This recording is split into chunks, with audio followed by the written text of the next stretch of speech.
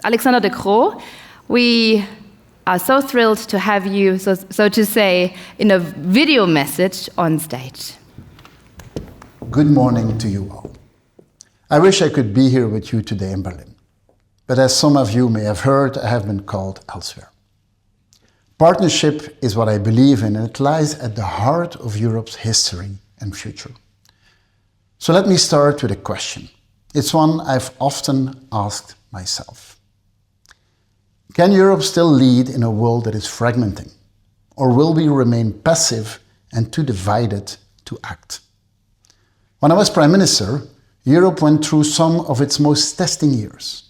We faced a pandemic, a war on our continent, an energy crisis that hit families and businesses particularly hard. And yet, in those moments, something remarkable happened. When we acted together, Europe proved its relevance to its citizens. On vaccines, on sanctions, on energy, we stood shoulder to shoulder. Unity was not a slogan, it was a strategy. Now, the challenge is different, but not less urgent. We are living through a silent crisis of confidence. The single market is the engine of our peace and prosperity, but it's also stalling under its own complexity. Industrial policy is back, and rightly so. But when every country starts building its own battery plant or its own chips fund, we lose global competitiveness as a union. Fiscal reform is finally on the table, and it could be a defining moment for the union.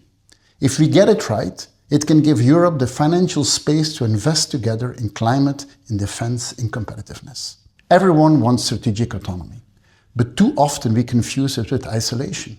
We compete with the United States and China, but we hesitate to complete the one project that made us competitive in the first place, a truly integrated European market.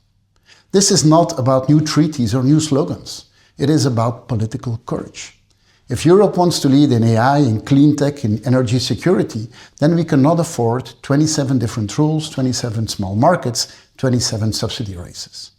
That's why your discussions here at BMW matter. Because the future of Europe will not be built in Brussels alone. It will be built between the public, the private, and yes, also the philanthropic world. Europe has all the ingredients to lead.